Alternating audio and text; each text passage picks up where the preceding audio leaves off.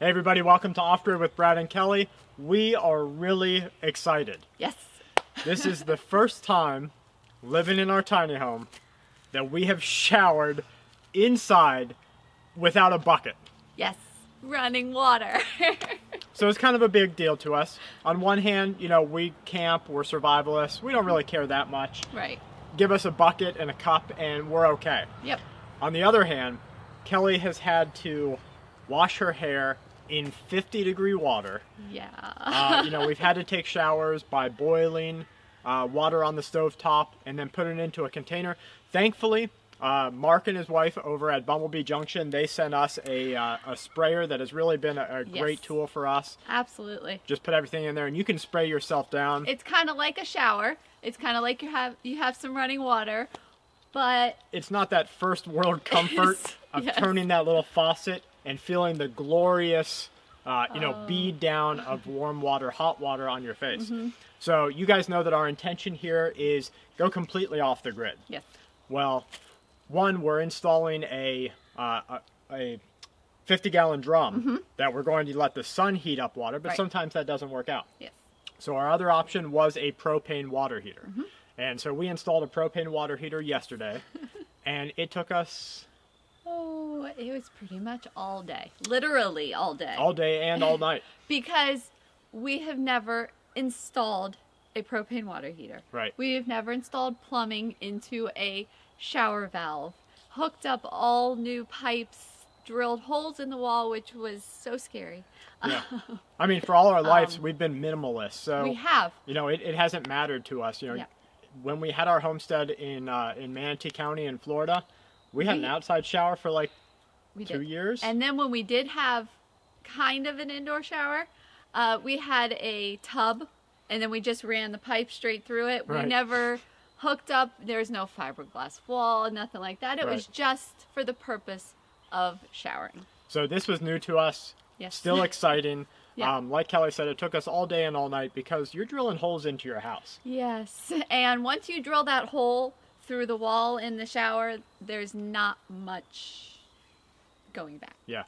We decided with our shower, we didn't want to just buy a fiberglass shell, and just kind of have that standard. So what we decided to do was get metal roofing, the same metal tin that we have on our roof and the same metal tin that we used for our underpinning, for our skirting. And we used that to build our shower. Yes. We took the measurements, built out the box, took it down to the metal shop and said, here's exactly what we need. They cut it, rolled it up, and we took it home and installed our shower. And it was kind of fun because they have different colors, different styles. The one we got in the shower, it's flat. It's not the corrugated like on a roof. And it has sort of a brushed look to it. Right. It's pretty. Yeah, it's great. So we are thankful that we finally got everything installed. We had some problems, because we're of the type where if you're going to do it, it's starting all the way to completion for certain things. Leaving walls off and plumbing in the walls and everything, we couldn't stop that. So we found that we didn't have everything that we needed. No. And then there was a whoopsie by someone on measurements. Yeah, so we were actually into a false walls 2x4. Yeah. And so thankfully, Dave up the hill, we went up, kind of asked for suggestions on how to fix that. Because we had already drilled through the metal of the shower. That's where the faucet was going. Yes. We just cut out the 2x4, moved some bracing over to the side. Did some shifting. And thankfully, hot water PVC and the Schedule 40 PVC for the cold, they bend a little bit, so we were able to get a little bit of leeway there and get it installed. Yes. Afterwards, we found a couple of small leaks. Yeah, it's trial and error, and you don't know until you're done assembling what's going to leak and what's not. And I'm not buying the $200 faucet system. No. I'm buying the $40 one. So when I'm tightening it, I'm afraid that if I keep going, it's just going to break apart. Right. Yes. And so there was that kind of medium ground of, do you do it too tight? Do you not do it enough? A couple of times we didn't do it enough. We had to go back, repipe thread, and put it back in again. Surprisingly, there were only 2 or 3 leaks. I got to crawl under the house again.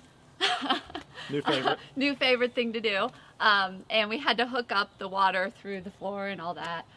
And there were no leaks under there, so I didn't have to go back under. So to learn from some of our errors, one, if you drill through your shower first or your tile or whatever, make sure there's nothing on the other side of that. Yeah, like triple check your measurement and clearance and all that. That's right. 2, go through the house down first, so that when you put your pipe underneath, you know exactly where it needs to go and you're not worried about bending or 90ing around anything. Right. Other than that, when we got the propane water heater installed, we had to build a little shell around it with a little bit of tin over top to make sure that condensation, and if it rains, rain doesn't get in there. Right. Yep. So that was new. We had to design a little box because it still needs to vent on the sides and on the top. So we had to make sure there was enough space on either side of it. Either way, we got it done. Last night at 1 a.m. we got to shower. And you should have seen our kids. They were so excited. They were like, oh, I want to go. It's like under a waterfall, Dad. Can I see the shower? Can I see the shower? It was funny. It was awesome. So we were happy to get that done. Today's project list is we are digging for the workroom, the second really small tiny home, the 8 by... It's like 8 by 12? Yeah. I'm pretty sure. We're digging a toilet into there, into our septic. So that's today's project. But I wanted to stop here. We wanted to tell you guys kind of where we were at, what we were doing. And share our excitement. Yeah, that's right. If you have any suggestions, if you like our shower, please let us know. I mean, we were excited about it. We think it's great. But you might be like, Brad, I wouldn't do that on the tin, and I want to hear that. Yeah, absolutely. We don't know everything, so we love to hear suggestions. That's right. So from Kelly and I to you and yours, we hope that you guys are having a great week. And as always, stay safe and keep watch. Bye.